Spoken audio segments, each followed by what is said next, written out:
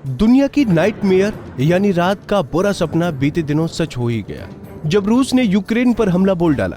ताजा खबरों के अनुसार यूक्रेन के अभी तक कुल 137 लोग मारे जा चुके हैं और 316 घायल हो चुके हैं।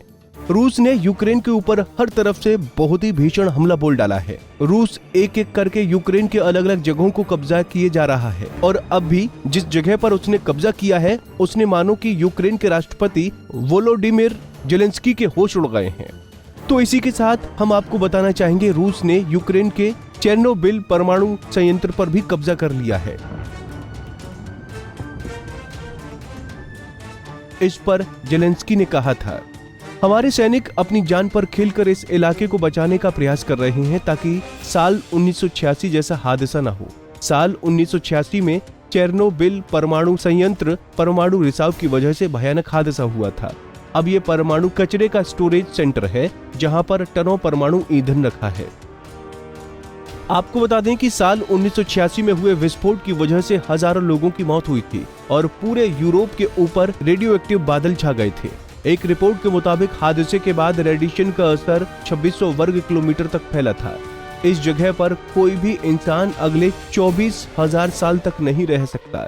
ये परमाणु कचरे का स्टोरेज सेंटर है। यहाँ पर टनों परमाणु ईंधन रखा है। पिछले साल कई रिपोर्ट आई थी जिसमें दावा किया गया था कि इस प्लांट के अंदर ईंधन आज भी सुलग रहा है जो किसी भी दिन विस्फोट कर सकता है। साथ ही इस दिन यूक्रेन और रूस के परमाणु संयंत्रों से निकला 22,000 बोरी परमाणु कचरा रखा है। यूक्रेन के scientific and technical centre for nuclear and radiation safety के प्रमुख डिमित्रो गुमेन्युक ने कहा कि इस जगह पर एक भी बारूदी विस्फोट हुआ तो बड़ी आफत आ जाएगी। रेडिएशन हर जगह से फैलेगा, फिर इसे संभाल पाना मुश्किल होगा। मीडिया में आई खबरों के अनुसार चेर्नोबिल परमाणु संयंत्र के बेसमेंट में मौजूद 305/2 में पहुंच पाना मुश्किल है। कुछ शोधकर्ताओं ने हिम्मत जुटाकर इसके बाहर तक पहुंचे। वहां पर उन्हें न्यूट्रॉन्स की मात्रा में बढ़ोतरी देखने को मिली। ऐसा कहा जाता है कि 305/2 नंबर कमरे में भारी मात्रा में पत्थर पड़े हैं जिसके अंदर रेडियो एक्टिव यूरेनियम, जिर्कोनियम, ग्रेफाइट और रेत भरी पड़ी है। ऐसे में अगर 305/2 नंबर के कमरे में रेडिएशन ने रौद्र रूप लिया तो ये ज्वालामुखी के लावे की तरह फटेगा। परमाणु पदार्थ लावा की तरह फटने से FCM यानी फ्यूल कंटेनिंग मटेरियल में बदलेंगे।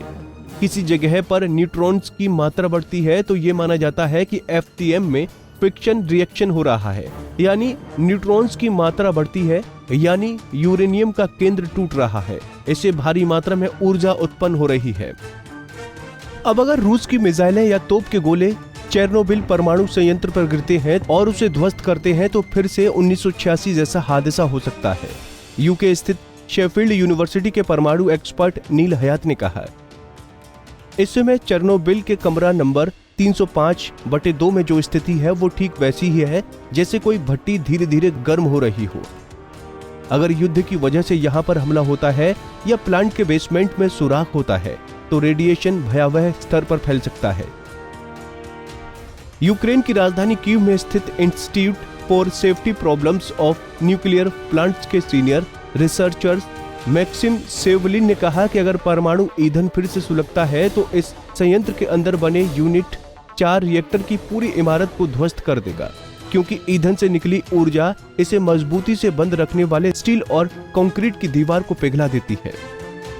परमाणु ईंधन को बंद करने वाले कमरे का ढांचा बहुत पुराना है, ये आसानी से गिर सकता है। यहाँ विस्फोट होते ही चारों तरफ भयानक रेडियो एक्टिव खतरा फैल जाएगा और सबसे बड़ी दिक्कत है कि कमरा नंबर 305/2 में रखे परमाणु ईंधन को संभालना और उसे निष्क्रिय करना मुश्किल है, क्योंकि यहाँ पर इस समय जो रेडिएशन है वो इंसानों के लिए बेहद खतरनाक है। लेकिन रेडिएशन में काम करने वाले रोबोट से ये काम कर सकते हैं। वो कमरे में ड्रिल करके न्यूट्रॉन्स को सोखने वाले पदार्थों को वहाँ पर रख सकते हैं। हमसे जुड़े रहने के लिए हमारे YouTube चैनल को सब्सक्राइब करें और नई वीडियो की नोटिफिकेशन के लिए बेल आइकॉन को दबाएं। अगर आप ये वीडियो Facebook पर देख रहे हैं तो लाइक जरूर करें और ज्यादा से ज्यादा शेयर करें। धन्यवाद।